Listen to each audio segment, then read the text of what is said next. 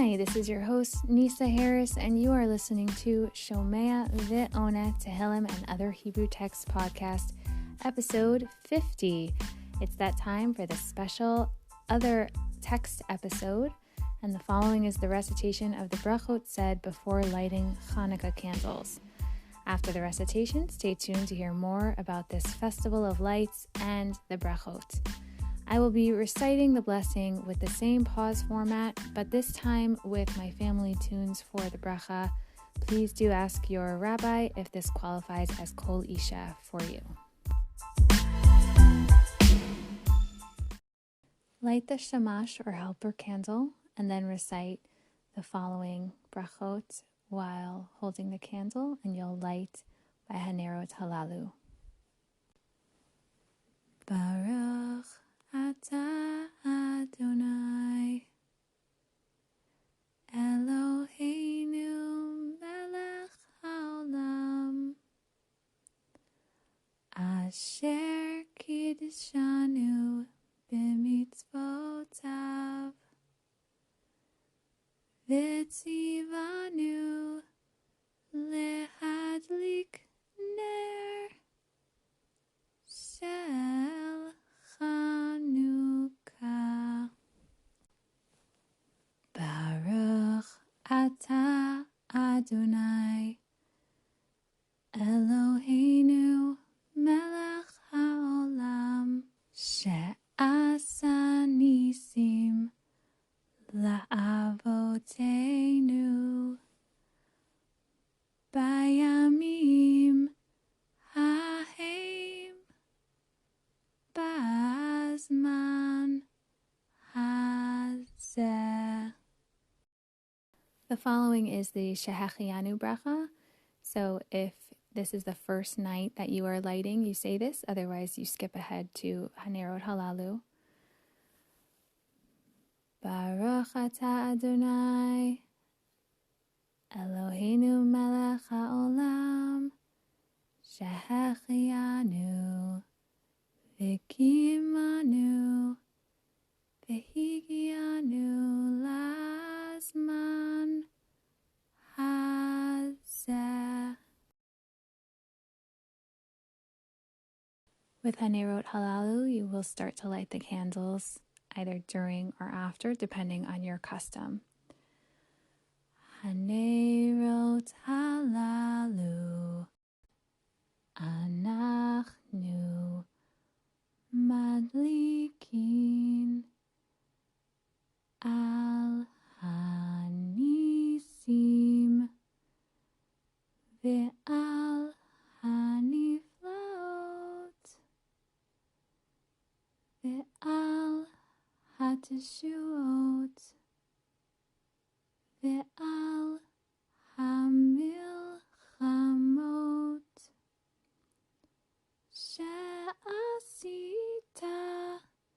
la'avoteinu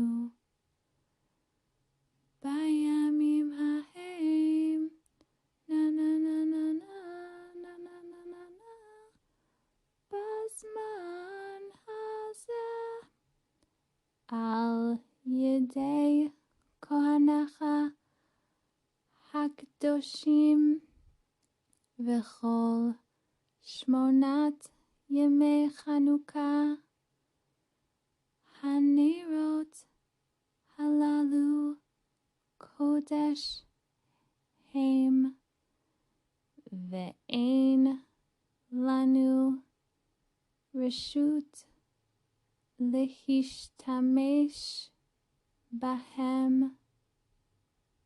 Ele Lerotam Bilvad Kedei Lehodot Ulehalel Lishimcha Hagadol Al Nisacha Ve'al Nifleotacha Ve'al Yeshuatacha. Ma'oz Tzor Yeshuati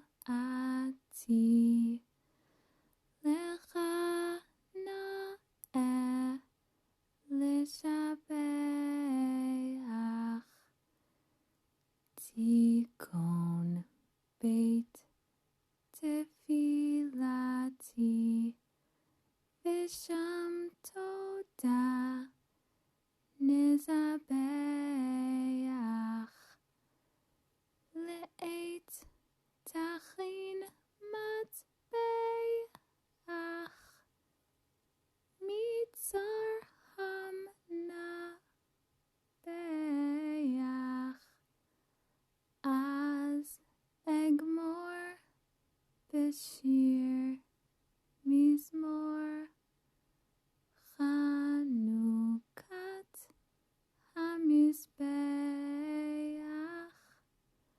na na na na na na na na na na na na na na na Ra'ot Sava Nafshi Biyagon Kochi Kala Chayai Mariru Bekoshi Beshib Ud Malchut Egla Uvyado Hagedola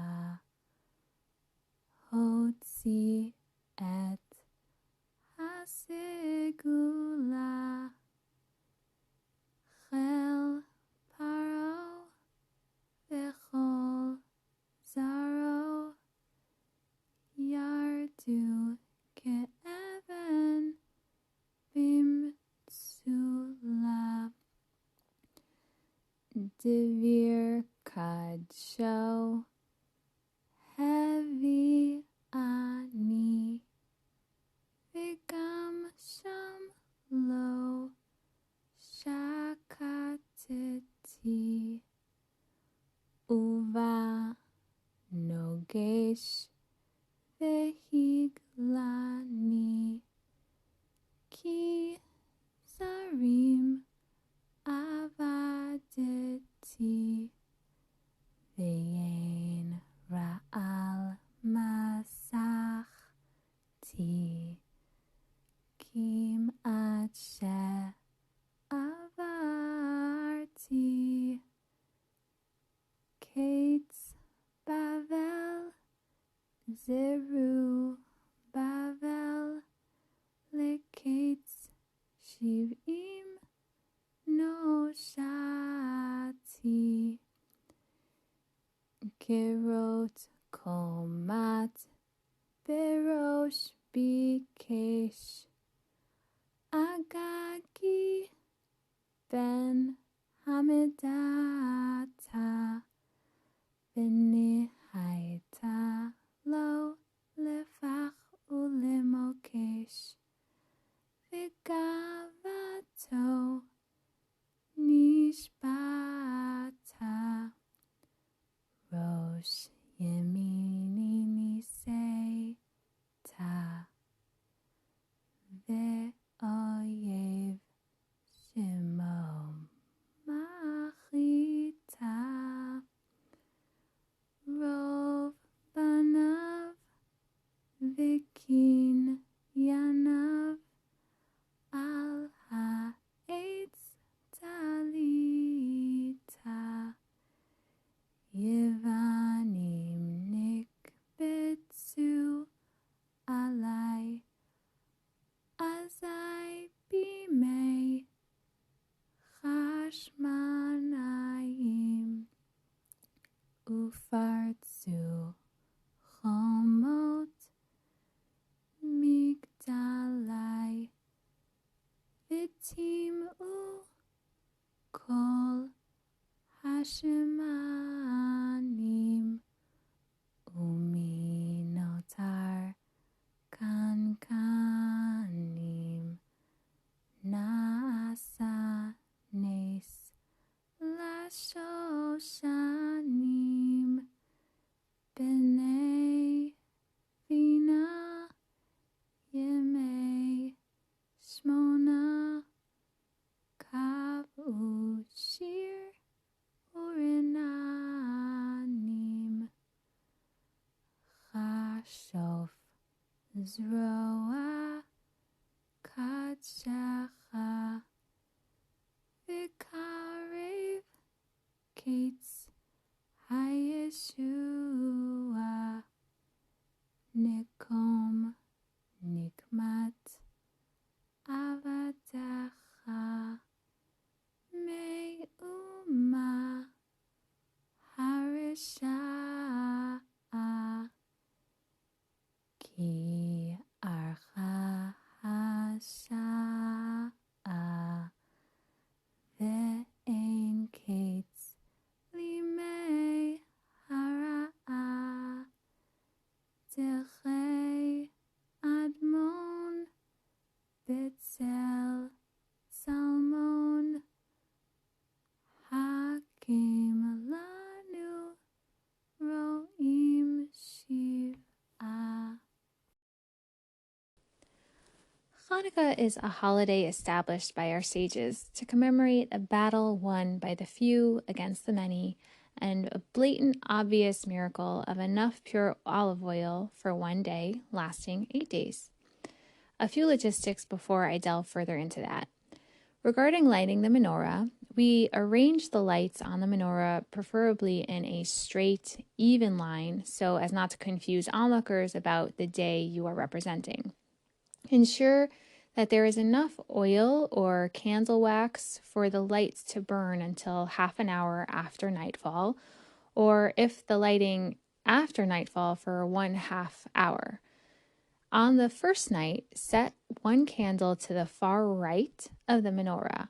On the following night, add a second candle to the left of the first one. And then, if you have the means to do so, add one light each night of Chanukah, moving from right to left. After you light the shamash, or the helper candle, light the candles each night, light the newest, so leftmost, candle first, and continue lighting from left to right. So again, we add lights to the menorah from right to left, like you are reading in English, while we light from left to right, like you are reading in Hebrew. The Gemara in Shabbos, Daf Chaf Aleph Amud Bet, goes into great detail further on the specifics of why and how and what Chanukah is, and what we are obligated to do for this special holiday.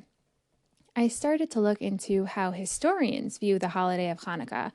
First of all, because I realized a backdrop would be helpful to gain perspective, but also, if we are always so concerned with making a Kiddush Hashem, or positive impression as a nation, then we should probably know how we have been doing thus far. So bear with me while I review a historian's perspective of the facts that led up to the holiday of Chanukah. First, we need to understand the stark contrast of what Jews had been used to before the Greeks took over. I would compare the laws in the days of the Persian Empire, before the Greeks take over, set up much like states today have individual laws in the USA. Each divided area had its own law of the land. Jerusalem and Judea had what historians refer to as ancestral Jewish law for a nice long while, where anyone living in or were simply from those areas would have to abide by the laws of the Torah during the Persian rule, allowing Jews to live Jewish lives wherever they were.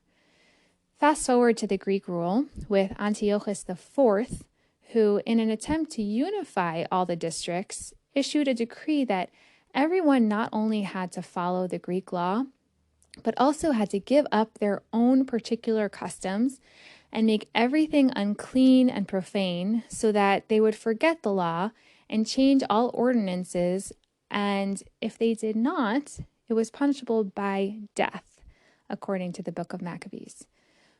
One thing historians emphasize is that there were many Jews that were happily and seamlessly willing to adopt the Greek culture into their lives. It's important to note that just prior to this Greek decree, Jews had already started to have an exposure within Jerusalem itself, when a corrupt Jewish priest instituted a gymnasium with the cultural naked Greek sports, with many Jews not thinking twice before taking part and assimilating to the introduced culture. Antiochus's rule had included rededicating the Holy Temple to the Olympian Greek god, Zeus, an important point for us to hold on to for later. Masisyahu, part of a small group of Jews who did not agree with taking on the Greek culture as their own instead of Judaism, starts the revolt, and his sons and about 6,000 men flee to the mountains so they would not have to eat the impure Greek food and form a rebellion army led by Judah the Maccabee, who pursued these lawless people, is what the historians quote from the book of Maccabees, and they would start to kill anyone who was not abiding by the law of the land in Judea, namely the Torah law. To be clearer, essentially starting a civil war amongst the Jews.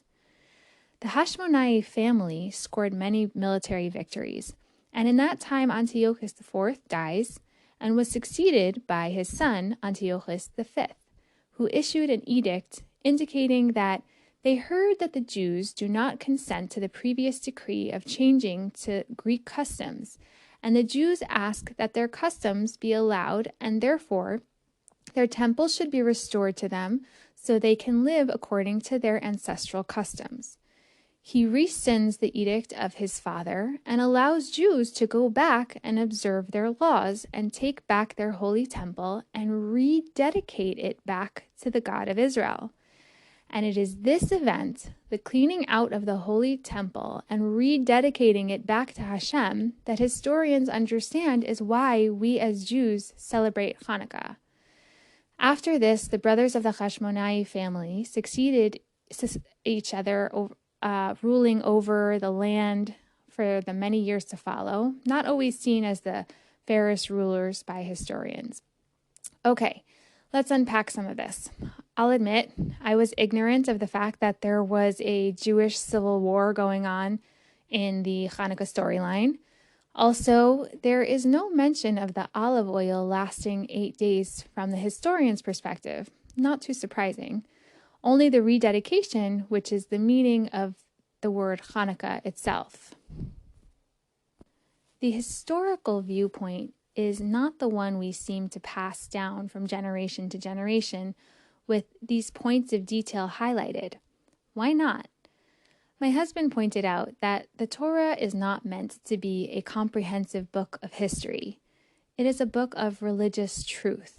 With the Torah, Hashem teaches us important, life-guiding, spiritually connective, and religious lessons meant to unify and bring us closer to a relationship with God. Can you figure out historical events from the Torah? Sure, but that is not its main goal. Similarly, when the rabbis instituted Chanukah as a Jewish holiday, their objective is really more concerned with the important religious message. With this understanding, we can look closer at the blessings that we say for Chanukah and some of the reasons given behind them. For the She'asa Nisim bracha, there are opinions that understand that if you only light but do not recite this bracha that acknowledges the miracle that happened, then you have not completed the mitzvah. Then there's Hanerot Halalu Kodesh Hain, also in that vein recognizes that these candles are Kodesh, holy. Actually, the Gemara goes on to explain that the candles themselves are not holy per se, but rather separate and meant to be set aside. Ve'ein lanu reshut lehishtamesh bahen, ela lerotam bilvad. And we don't have permission to use them, we can only observe them. Then Shehechiyanu bracha, the first time you light, acknowledging that you have arrived to this point and kept these commandments. These are all huge lessons that the rabbis, in what I personally view as their God-given wisdom, are trying to teach us. Why do we have to recognize this miracle of the lights lasting and the few fighting to win back the ability to serve Hashem in order for it to count as fulfilling the commandment? And why do we have to publicize it and perform it when people are walking by? Because Persume Nisa. Did you ever stop and think what that means exactly? It's regularly translated as publicizing the miracle. However, Nisa Esther is my first and middle name, which can be nicely translated as hidden miracle, named after two of my grandmothers, Alehan HaShalom. And this translation has always guided me in life to focus on the hidden miracles that Hashem places into our everyday lives. However, there are other meanings to the word Nisa, for which, after researching for this episode, I finally understand I will no longer think of as negative. Nisa also means to try, or a test, or a banner, or sign. The second bracha itself, I would venture to say, seems like it's a test in self-control and introspection, as we are told to be internally still while the candles are lit, observe, and not use them for anything else other than focusing on what they represent. What we are meant to publicize on Chanukah is that year after year, we are choosing to show up to this point in time and try to rededicate ourselves to Hashem, even with doubts we may have or persuasive alternatives. The rabbis focused on the positive light within a dark time. They focus on the fight won by the few against the many, not just the many Greeks, but the many Jews who were being easily swayed to forget their heritage and connection with Hashem. They focus on a group of Jews who, you should know, technically didn't need to have pure oil for the first rededication, since they were all in a state of impurity themselves from fighting, etc., but searched until they found, because they so badly wanted to show Hashem that they wished to connect back with Him on a deep, sincere level, and found that one pure jug of oil. The rabbis therefore instituted a holiday that would serve as a symbol that holds so much more meaning behind it than any factual historical series of events could convey alone.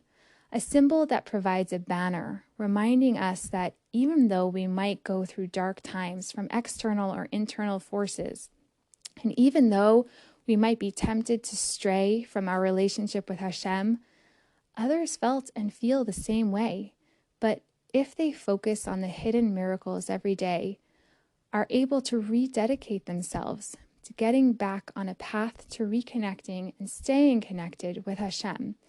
And then Hashem will meet you there. I saw a cartoon that said that the real miracle of Chanukah is not that the lights lasted for 8 nights. The real miracle is that the light has lasted for more than 2,000 years. So when you look at the lights this year, try to understand and internalize the depths of what they are meant to stand for in order to see if you are as close to that connection as you need to be.